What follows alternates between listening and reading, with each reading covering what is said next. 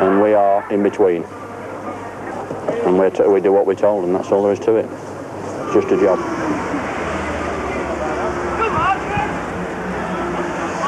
A lot of people were particularly naive, in which the British police were going to, handle this industrial dispute.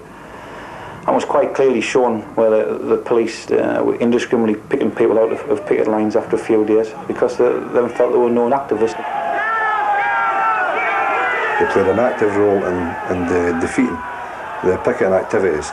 At the end of every picket, they would go in and see the manager. I had a list in Dalkeith Police Station with every single branch official in this locality, every picketing organiser, every strike committee organiser, and I had a file on every one of them. This policeman came over the road, an Essex policeman, never seen him in my life. Do you know what I mean? He says, "Mr. Green, move along, it's going to arrest you."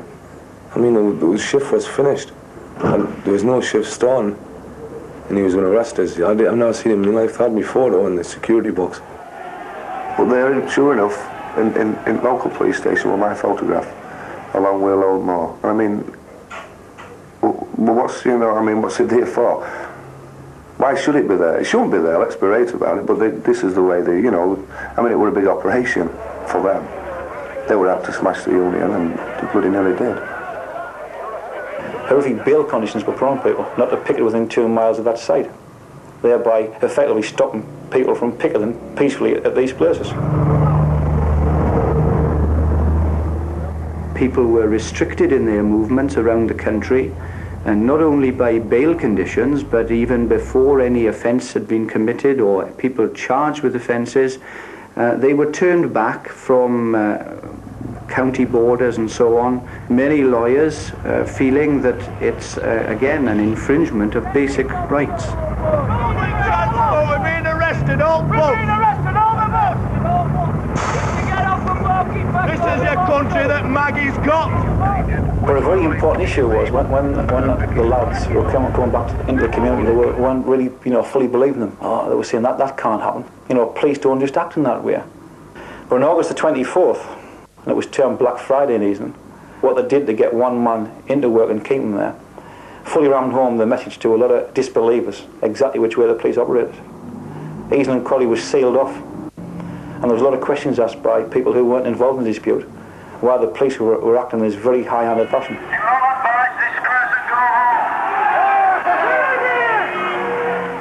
They used, in a way that I believe only previously armies have been used.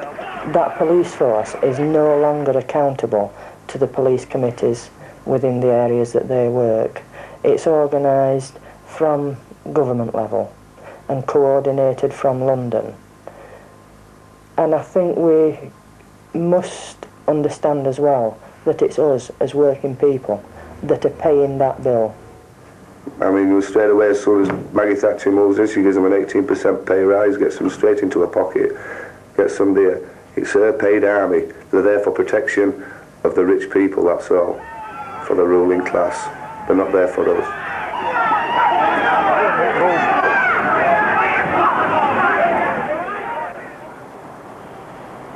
And what they were doing was training. I believe they were training to get to know what would happen with mass picketing. And on this street, all along here, there was over 5,000 police officers on one day to get these people into work, where nobody else could even get near the plant. The role of the police, which has been getting built up over the last few years, a lot of people have argued about Granvik and indicated that as was an indicator. The NGA problem, we've seen how the police reacted in that place, dots, death, riots and so on. I think you've seen a change where unrest has got to increase, and I think their major role will be to quash any problems that arise. Get camera on this, please! Get camera on here! The Newham demonstration for the Newham 7, which I was on, where we stopped outside the Newham police station just to have a vigil, and they waded into the demonstrators, mostly black, and arrested 25 of them. These police actions exactly the same type of police actions what were happening to the miners. In 1936, the Public Order Act was passed, making it an offence for people to use behaviour in a manner likely to cause a breach of the peace. And what that meant was it gave the police officers wide discretion. And this has cost a lot of lads the jobs.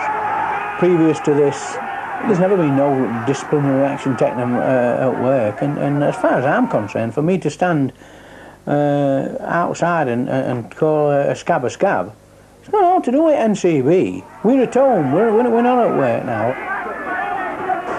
Like nearly every man in this area, it's been breach of the peace or obstruction and first offence at that. A great majority of the men who've been sacked in this area are members of political parties, or activists within the unions, you know, regularly turn out in activities, and that's the only reason these men have been sacked. Also, we've got one of our members that's sacked, that was sacked for a motoring offence. He committed a motoring offence in the strike. There's 16 or 17 that was trade union representatives, but not only that, they've done 3 local labour councillors that have been active within the industry and within the communities. They're also sacking people or refusing to reinstate people who have not been convicted in the courts. There's one person who was accused of intimidating a scab. He went to court, and after a 2.5-hour hearing, he was found not guilty. Our court board still won't reinstate him. As far as they're concerned, he's guilty of that intimidation. They're playing judge and jury, and they're refusing to accept certainly the court's verdict. I was sacked for stealing coal. They locked me up for a couple of hours, kicked me out at 2:30 in the morning. Next day, I went down to the pit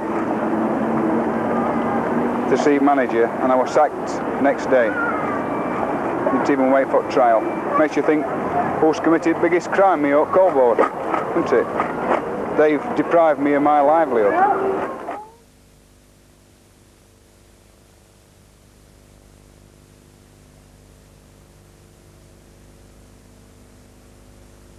Such as the NUR and ASLEF lads at Colville, the chairman, Lloyd Butlin, took up the issue and said, we are not moving any coal, and that is the end of it. Now, them lads face massive harassment, they face massive pressure.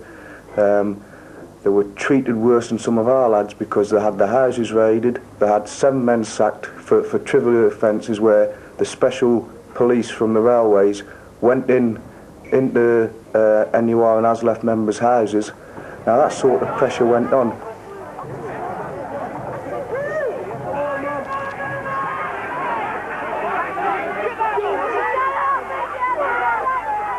In the case of besetting, for instance, if you had people assembled near to a working miner's house, so that when he left, in order to show their disapproval of his action, even if they were perfectly peaceful or perhaps jeered or booed, they would still be liable to be charged with this offence of besetting. We stood in Mr. Day's garden. When police convoy came up with this scab in it, they turned round at bottom of the cul-de-sac and pulled up on our side of the road where we were all stood. And about 14 or 15 bobbies climbed out at man. I heard this policeman came up and one of them he says to him, are they dispersing? And he says, they are, but not fast enough. So he then says, well, are we having some? And he said, yes. And with that, these policemen started running across Causeway, pushing women out at way, and they made a beeline for Ray's Drive to pick him up. And sure enough, they did. They walked straight across the road, and 4 stopped at bottom of Drive, and 1 came up Drive. And he said to me, and I mean, I was old enough to be his father, and he says to me, come on, sonny, you're nicked. And I didn't struggle at all. I thought, nah, if I start struggling here, then I'm going to upset my wife, my family's all around me. So I just walked down Drive with him. And as we got to the bottom of the Drive, lad says, what are you arresting my dad for? And I says to these other 4 bobbies, this one that got hold of me, take him and all. And they pulled him out at wall. I ran back up the road and dragged the pram and left it near the bottom of my mum's drive. By that time they'd dragged my brother across the police van, and there was still about 4 or 5 policemen hitting him in turn and throwing him into, you know, trying to get him into the van. He was eventually thrown in. I went down to the floor, whether it was a policeman or someone else, I don't know. But it was a policeman that dragged me up by the back of my coat, and he told me to calm down. He told me to get out, you know, get off home. And I said, to calm down. I says, it's not us who need to calm down, it's you. They were doing all the punching and what have you. I should say at most there were 26 of us, and as I said, majority of that day were women and kids in prams, and it was just crazy the way they carried on. You know, they wanted to prove that they were the law. In actual fact, one old chap that was a pensioner, when this copper come onto Alan's garden, he says, "You can't come on here without a warrant, it's against the law." And he prodded himself in the chest and said, "We are the fucking law." He says, "And we're going to show you bastards just how we're going to treat you, and we're going to keep your lot down." And them's his exact words. And I just went to the floor, lost my glasses. In fact, I just seemed as though all my use had gone out of my body when he hit me. So I just get back up like, and I'm struggling to stop them from taking the boy. And when I get across the road, next thing I know, they're dragging the daughter into the van. I says, "For God's sake, let her out of the van." I says, "And let her go to a baby." I says, "What we're going to do with it?" He says, "Oh, throw the bastard in the van and we'll take it with us."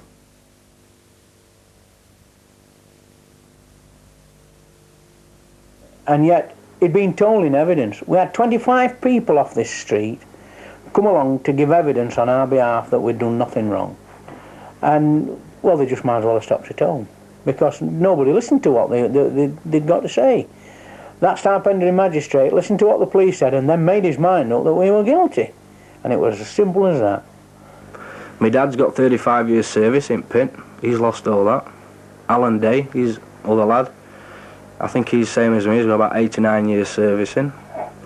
We've all got families. We've done nothing to be ashamed of. I'd do it all again. I mean, when you see 4 policemen like that hitting someone you love, I mean my brother. We know that on that day in court with us, them policemen lied, but we didn't get sent to prison. If we had got sent to prison, we'd have gone down for nothing, absolutely nothing. And it frightens me that there might be people in prison now doing time, not just minors, but general people for other offences, maybe doing 7 or 8 years, that's gone down on fabricated evidence from police, because we've seen it in court where they've lied through the back teeth and they've known it just to get a prosecution. Yeah, it's like we've said before though, the crime that they committed is that there were minors on strike. And that is a crime. For anybody to stand up against this government and fight for the jobs, it's criminal, and you will be arrested and sorted out as such.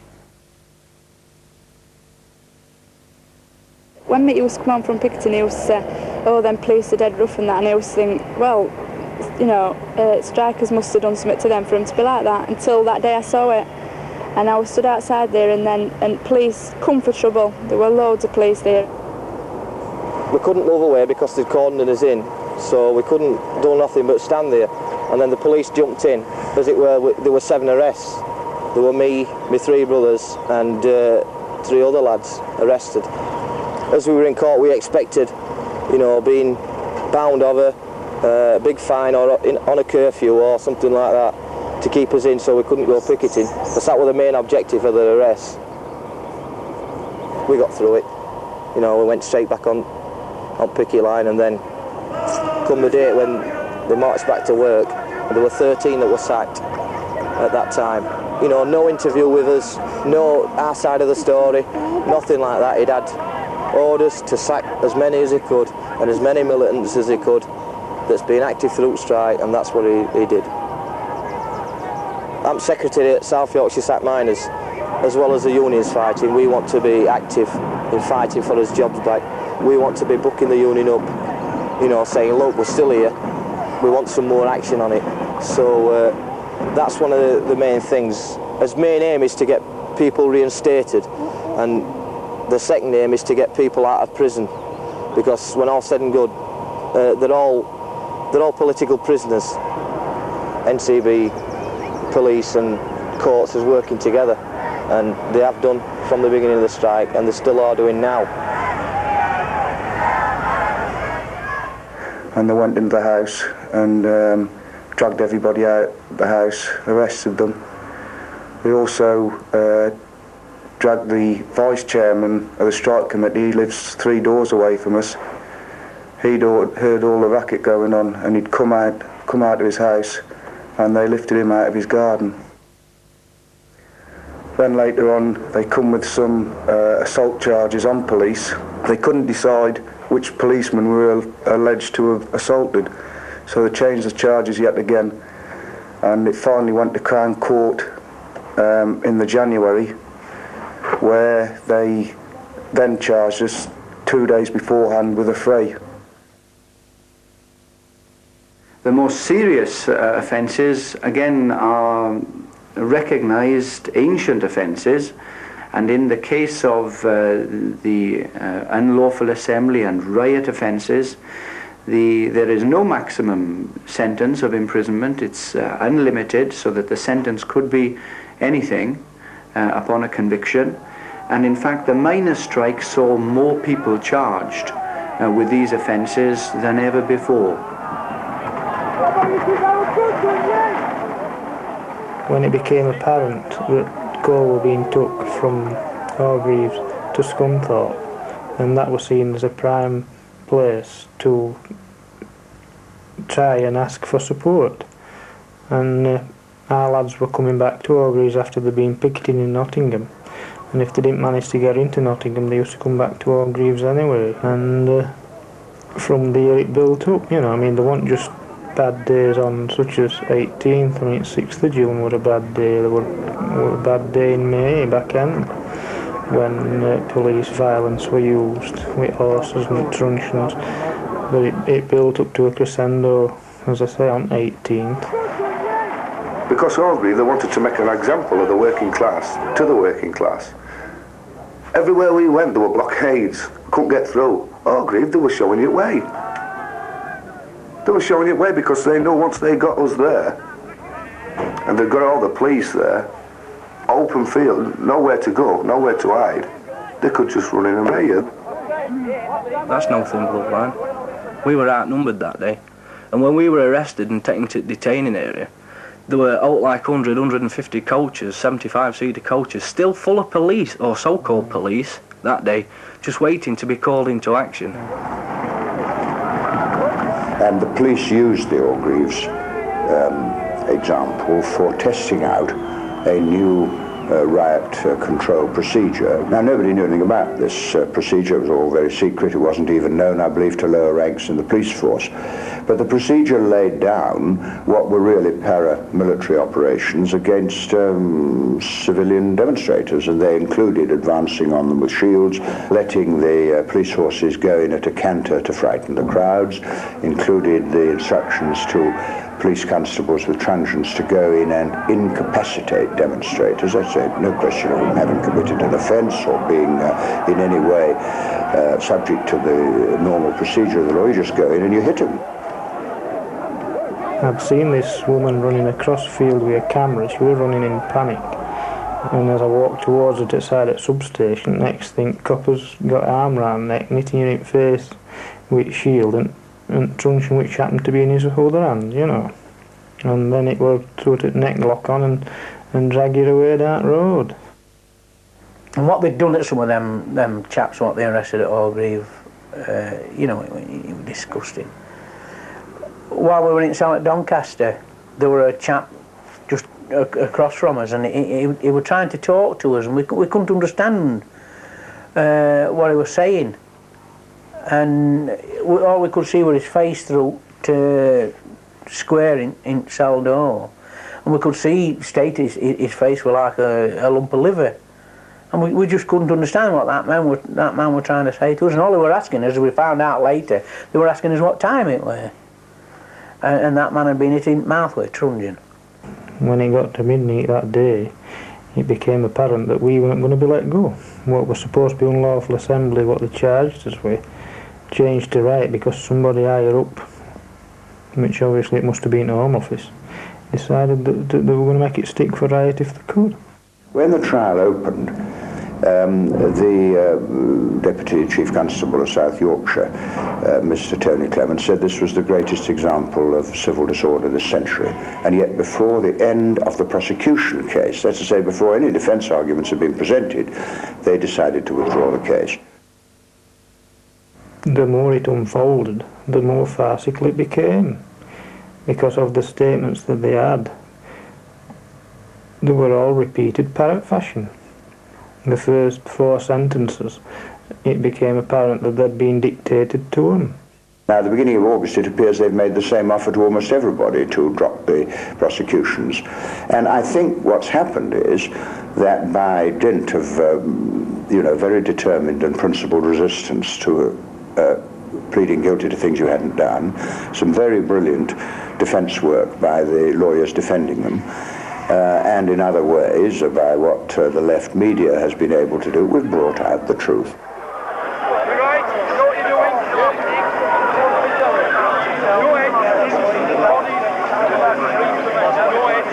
It should be brought to the forefront as to why they took the stance that they did, as to why they put us even on trial. I was classed as a criminal, and it became apparent that through that trial, with regard to riot shields and horses, all that had been planned. And they made the riot on that particular day. They made it that lads couldn't go anywhere. They were in that field, and wherever they went into coppers. And when you get a mass of people in a confined space, and they've got to go somewhere, and there's people armed up to the teeth, and somebody's going to get hurt, and that's exactly what happened. At Orgreave on the day, all the television stations was there, and all the papers reported on it. And now in court they're proving what's actually happened. They're proving that it was the police to fault. The things like that, they're just not reported in the papers.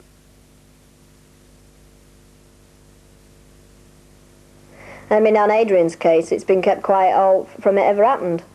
Apart from local people in village who know. They've complained about why it were never in papers about what happened to Adrian.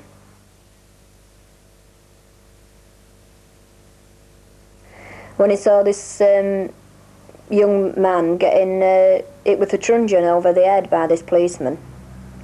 So Adrian tried to get a bit nearer to see if he could see his number on his uniform. And as he went nearer, he got hit on the head from behind with a truncheon himself and got knocked out. Then he remembered them picking him up, and they hit him again, and then they threw him over this wall. And then they dragged him over the road onto the corner of the pit club, when this policeman pointed at him and said, "You throw a brick at me, you're under arrest." I didn't even recognise him when I saw him. When we got into the main entrance where they rang the bell for the lift, we heard this terrible sound, and when we looked round, it was Adrian, and he had convulsed and gone into a fit.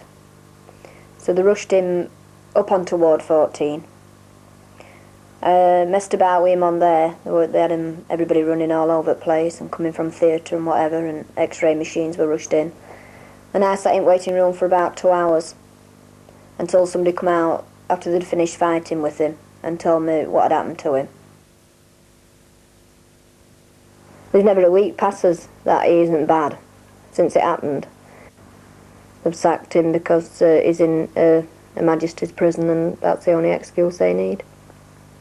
I mean, if you'd have turned it round, and that would have been a copper who got them injuries like Adrian did, and ended up on intensive care like Adrian did, it would have been plastered in every paper nationwide, I should think.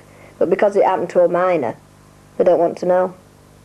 Now, and not only Adrian, in all other lads' cases, what have been hurt and different things, I just don't think they've been had enough notice took of them. It's always on police who they're bothered about, never minors. It was 100% behind this strike. the NCB, right, they got these security guards because people were stealing coal. Okay, so you don't steal this day and age, right? But if sometimes you've got to steal because there was no coal to survive. This is what the miners' struggle was all about, right? So when our young lads were going down past there, these guards were coming out with these blooming Alsatian dogs, weren't they? And, you know, flashing £5 notes at the boys and setting the guard dogs on the lads and intimidating them. You know, I mean, just doing what Maggie did, just taking their self-respect from them.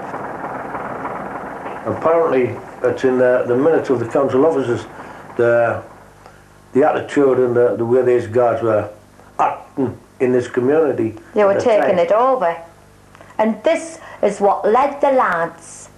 Let's go down and just have a word with the guards. Let's badger their guards.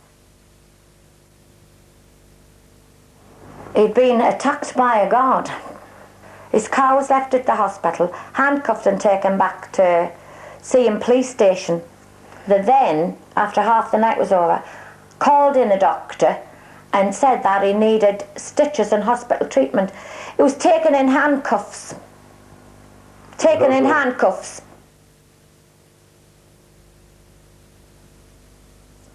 And these jail sentences are all sent from her, heavy.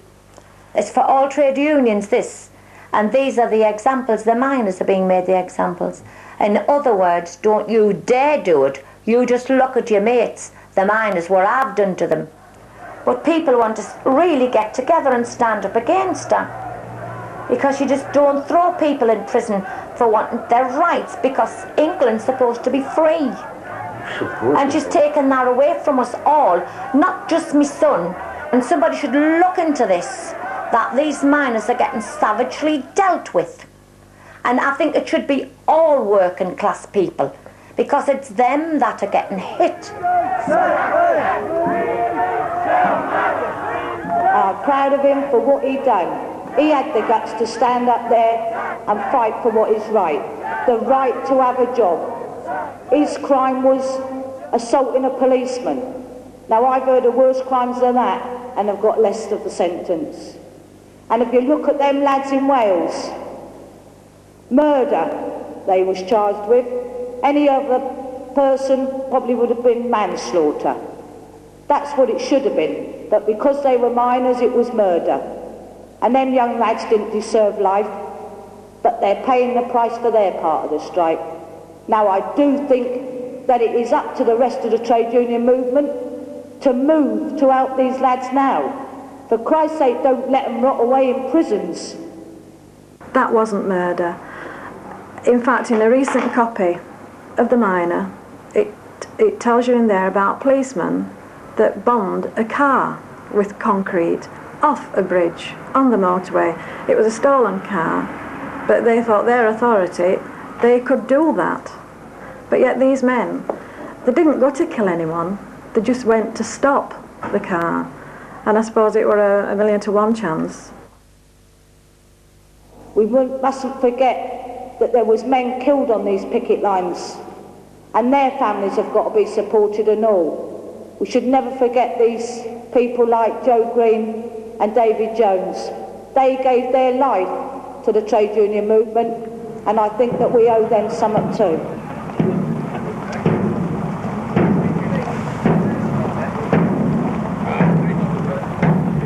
We're here today paying respects to David's memory, but also, as the other speakers have said, to Joe Green, Terry Leaves, Jimmy Jones, young Paul Womersley, the 2 young lads at Goldthorpe, and everyone else who's been killed in this last 12 months. But we've got the future to go to, and we must carry on the fight. It's for trade unionism, but it's also for the communities and for the children in them communities. And the community we have around here and other mining communities, there's no way we're going to let us destroy that. Now, you must carry it on and keep active and keep your support groups going and keep the community together, because that's what it's all about. David left 2 children. Gareth, he lives at Featherstone. That's a mining community. Nicola, she lives at South Kirby. Have no fears about the future as far as their character is concerned, because if they carry on the principles and the compassion of the people of them communities, then they'll grow up the standard of people that I can see in front of me today, and I'm very proud to have lived amongst. Thank you very much. Got a lot of cars, and one of the nicest we got was from Terry Flynn, it's a jailed miner in Australia. If you fight when they wanted to fight, like they want them lads to go and fight in the Falklands, you're great. But if you fight for a principle against them, you're vilifying, you're wrong. The only time you can fight and lose your life with honour is when you're fighting for them and their money and their system.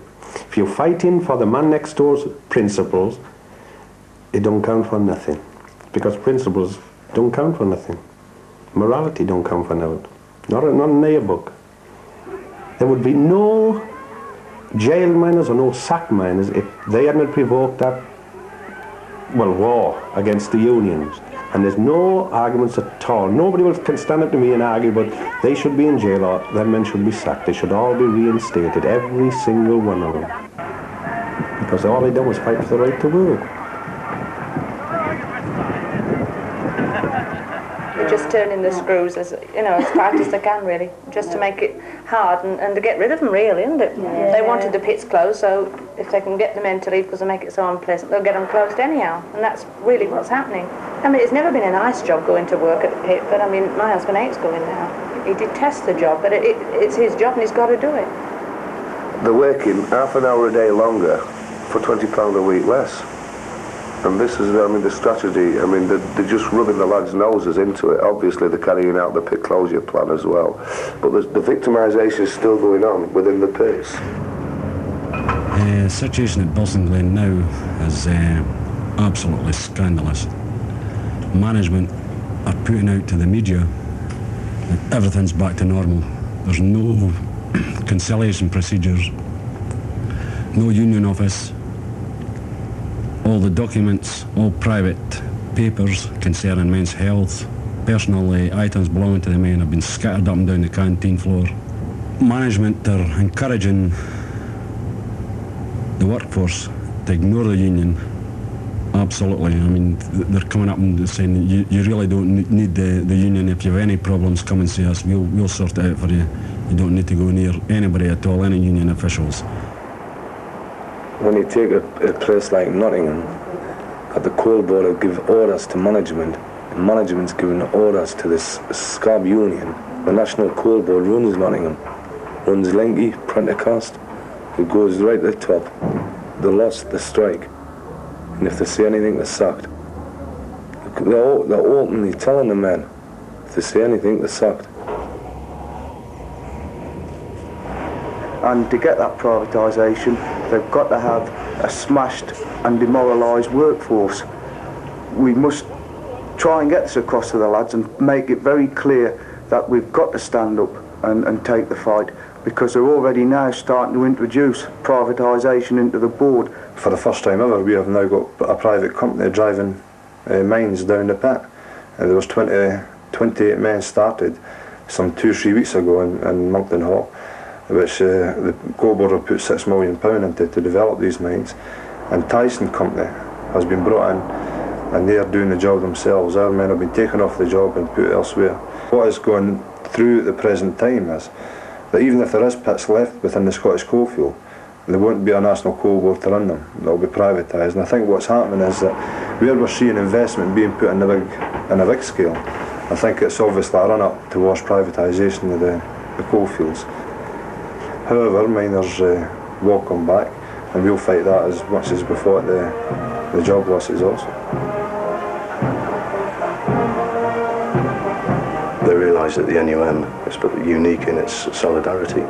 The best way to deal with it is split it in half, if they could do it. A great deal of resources have been pumped into that. I think it's going to become apparent to most miners that a breakaway union that's in cahoots with the likes of Thatcher and McGregor is not going to be able to do anything for working people.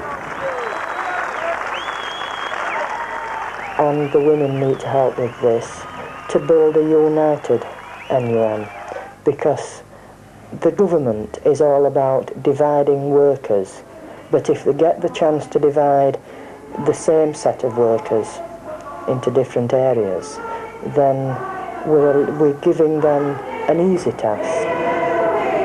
Unity is the only way that working class people can in the end win. And the interests of the Nottinghamshire miners must lie with the National Union. Can't lie any other way. However, in Nottinghamshire, I don't think that anything could have been done, anything more could have been done by the National Union of Mine Workers to try and accommodate the Nottinghamshire area. I think what we're seeing is certain individuals, like in Prendergast, who want to be the chiefs. To me it sounds like I think there's a bit of airy desperation coming through in Royal Lincoln Prendergast's office when he can actually write letters to branch secretaries and tell them that it doesn't matter. I mean, here's a man that was shouting about democracy in the ballot. It doesn't matter what your members, if the majority of them say we want to stay within the union, or we want Arthur Scargill to come down here, or Peter Heathfield, and explain the reasons for staying in the NUM, it doesn't matter. Ignore the majority. If you have any problems with your members, come and see me, and I'll straighten it out for you. Now, if that's not desperation, you tell me what it is. I mean, Royal Link is now on the run, and he knows he's on the run. They were prepared to pay millions and millions of pounds every week to break the strike. They tried every trick in the book with sequestrating the funds. That didn't work. You know, like take leadership to court, get the Silver Birch to do his work. You know, and it none of it ever worked. There was just one thing that led us down: the Labour Party, leadership of the Labour Party, and the leadership of the TUC. And he read the constitution of the rule book, the whys you shouldn't do this and the why you shouldn't do that and why you shouldn't do other, and then he scared all the blokes half to death, and then said, well, you can take strike action if you want. And this was the type of thing. The rank and file members were willing, but it was the leadership. I mean, they held back and held back and held back till it was too late. You can't get across to them that they're going to be next. It wasn't just the NUM that you were out to smash. I mean, the NUR, they've all got to get the chop, the electricians, the lot. How much more do they have to be kicked in teeth? How long do they have to take it before they start realising? She knew we were a strong union, and she was out to smash us. And then she can systematically take on other unions. I don't think she's too crazy enough to do away with trade unions, but she wants trade unions that's muted, that are going to nod yes. What's happening in education now? What's happening in the health workers? It's all a clear strategy to smash workers down, do away with the Fair Wages Council, to protect the lower paid. Oh, it's gone. We want a muted workforce and a muted trade union. Something that Mr. Hammond calls, in the AATPE, another right-wing trade union, is the new realism. You know, that's Thatcher's new realism, not the working class's realism. I mean, she gets on about being a working girl and lived over at shop. It's a load of crap.